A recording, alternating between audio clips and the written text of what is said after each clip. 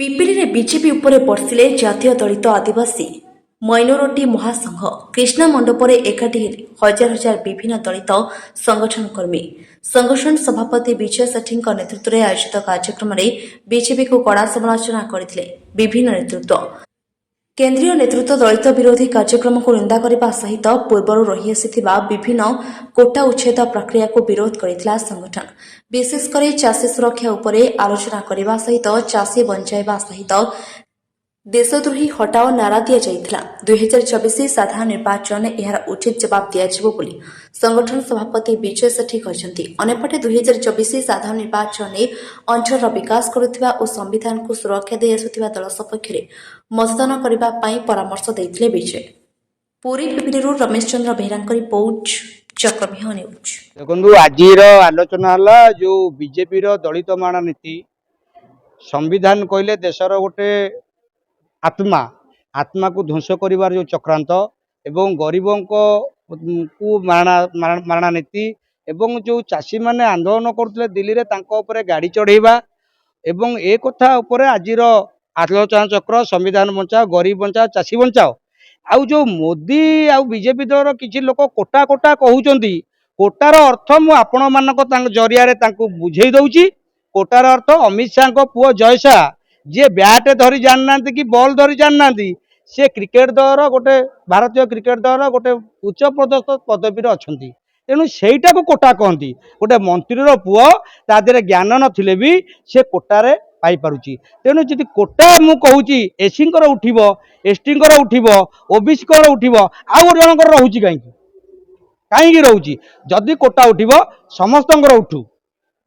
ଏଇ ଯେଉଁ SC ST ଓବିସିଙ୍କୁ ଯେଉଁ ଭାଷଣ ଦଉଛନ୍ତି ଅମିତ ଶାହ ତେଲେଙ୍ଗାନାରେ, ମୋହନ ଭଗବତ ବିହାରରେ, ଯେ ଆମେ ସରକାରକୁ ଆସିଲେ ପୁରା ଏସସି ଏସଟି ଓବିସିଙ୍କ ରିଜର୍ଭେସନ ଖତମ କରିଦେବୁ। ଖାଲି ଏସସି ଏସଟି ଓବିସିଙ୍କର କାହିଁକି, ତାଙ୍କର ବି ଖତମ କରନ୍ତୁ। ଆମେ ସେଇଟାକୁ ସ୍ୱାଗତ କରିବୁ। ଦେଶର ସମସ୍ତଙ୍କର ସମାନ ଅଧିକାର, ସମ୍ବିଧାନ ସେଇଟା କୁହେ। ତେଣୁ ସେଇ ତାରି ବିରୁଦ୍ଧରେ ଯେଉଁ ଏକ ପ୍ରକାର ଏକଛାଟିଆ ନୀତି ବିରୁଦ୍ଧରେ ଆଜିର ଇଏ ଆଲୋଚନା ଚକ୍ରରେ ପ୍ରାୟ ହଜାର ହଜାର ମହିଳା ଯୋଗ ଦେଇଥିଲେ ଏବଂ ସେମାନଙ୍କୁ ଭବିଷ୍ୟତ, ଭାରତର ଭବିଷ୍ୟତ ତଥା ତାଙ୍କ ପରିବାରର ଭବିଷ୍ୟତ, ଭାରତର ଭବିଷ୍ୟତ କେମିତି ଉଜ୍ଜଳ ହେବ ସେ ବାବଦରେ ଗୁରୁମନ୍ତ୍ର ଦିଆହେଲା। ଆନ୍ଦୋଳନ ଆମେ ଭାବୁଛୁ ନିଶ୍ଚିତ ଭାବରେ ସଫଳ ହେବ।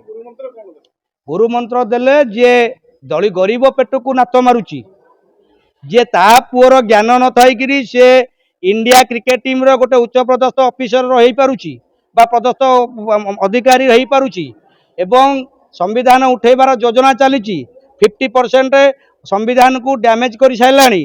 तेणु ए दल रहिबो तो एठी गरीब लोक रहिबे नाही। तेणु गरीब पेट को बाट माणा जो मारणा नीति तांकर ए बाबद केमिति न हबो ए सरकार को सारा ओडिशा रु नुहे भारत रु हटेया पई आमर गरीब लोक गुरुमंत्र दिया। दीपक कुमार भोई भीमार्मी खोर्धा जिला उपसभापति। देखो आज जो आलोचना चक्र थिला संविधान बचाओ, चाषी बचाओ, गरीब बचाओ, ये जो गणतंत्र पर्व आगू आस 25 तारिख जो भोट आम भोटर भाई मान अनुरोध करुचु जो संविधान विरोधी जो बीजेपी पार्टी खुलम खुलाम कहूँ एससी एसटी मुर्दाबाद ये जो नाराटा सोशल मीडिया एक्टिव चली आम अनुरोध करुचु चतुर्थस्तंभ मीडिया माध्यम संविधान विरोधी बीजेपी सरकार हटाओ, देश बचाओ आउ सुशासन व्यवस्था को जो दृढ़ीभूत करने जो व्यवस्था अच्छी स्तंभित कर बीजेपी हटाओ, देश बचाओ। आज कार्यक्रम सफल आशा करुचु विगत दिन बहुत सफल हम कहीं शीर्ष जो गरीब श्रेणी जो महिला, दलित महिला, आदिवासी महिला आज गरीब से गरीब ही गरीब भोटर मूल्य 1 वैल्यू 1 भोट ये जो समीक्षाटा अच्छी यहाँ देखते जो गरीबर मूल्य हूँ 1 जो धनी मूल्य हूँ 1 किंतु आज गरीब वास्तविक गरीब किंतु धनी वास्तविक धनी।